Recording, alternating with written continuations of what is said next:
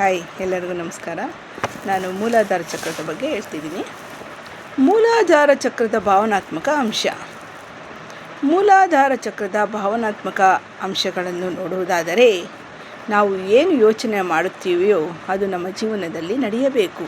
ಅಂದರೆ ಬೇಸಿಕ್ ಶಕ್ತಿ ಬೇಕೇ ಬೇಕು ಎಂದು ಅರ್ಥ. ಏಕೆಂದರೆ ಅದು ಫೌಂಡೇಶನ್ ಎನರ್ಜಿ ನೀಡುತ್ತದೆ. ನಾವು ಅಂದುಕೊಂಡದ್ದು ನೆರವೇರದಿದ್ದರೆ, ದೇವರ ಹತ್ತಿರ ಎಷ್ಟೇ ಪ್ರಾರ್ಥನೆ ಮಾಡಿದರೂ ಕೆಲಸ ಆಗುತ್ತಿಲ್ಲ ಎಂದರೆ ನಮ್ಮ ಮೂಲಾಧಾರ ಚಕ್ರದಲ್ಲಿ ಸಮಸ್ಯೆ ಇದೆ ಎಂದು ಅರ್ಥ. ಅಂದುಕೊಂಡಿದ್ದು ಯೋಜಿಸಿದ್ದು ನೆರವೇರಬೇಕು ಎಂದರೆ ಬೇಸಿಕ್ ಚಕ್ರದ ಶಕ್ತಿಯನ್ನು ವೃದ್ಧಿಸಿಕೊಳ್ಳಬೇಕು. ಮನಸ್ಸು ಕೋತಿ ಇದ್ದ ಹಾಗೆ ತುಂಬ ಕುಣಿಯುತ್ತಿರುತ್ತದೆ. ಅದು ಕೆಲವು ಬಾರಿ ನಾವು ಅಂದುಕೊಂಡಂತೆ ಹಾಗೆ ಮ್ಯಾನಿಫೆಸ್ಟ್ ಆಗಿಬಿಡುತ್ತದೆ. ಅಂದರೆ ಗಾಬರಿ ಪಡುವುದು, ಹಾಗೆ ಆಗಿಬಿಡುತ್ತದೆ, ಅಂದರೆ ಗಾಬರಿ ಪಡುವುದು, ಹಾಗೆ ಆಗಿಬಿಡುತ್ತದೆ, ಹೀಗೆ ಆಗಿಬಿಡುತ್ತದೆ ಎಂದು ಸುಮ್ಮನೆ ಅಥವಾ ಯಾವುದೋ ವಿಷಯಕ್ಕೆ ಹೆದರುವುದು, ಇಂತಹ ಯೋಚನೆಗಳಿಗೆ ಕಾರಣ ಮೂಲಾಧಾರ.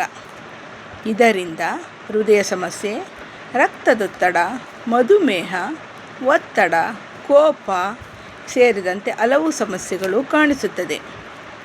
ಆದ್ದರಿಂದ ನಾವು ಮೂಲಾಧಾರ ಚಕ್ರವನ್ನು ಸರಿಯಾದ ಕ್ರಮದಲ್ಲಿ ಇಟ್ಟುಕೊಳ್ಳಬೇಕು. ಅಂದರೆ ಧ್ಯಾನ ಮಾಡಿ ಮೂಲಾಧಾರ ಚಕ್ರಕ್ಕೆ ಶಕ್ತಿಯನ್ನು ನೀಡಬೇಕು. ವಂದನೆಗಳು. Thank you.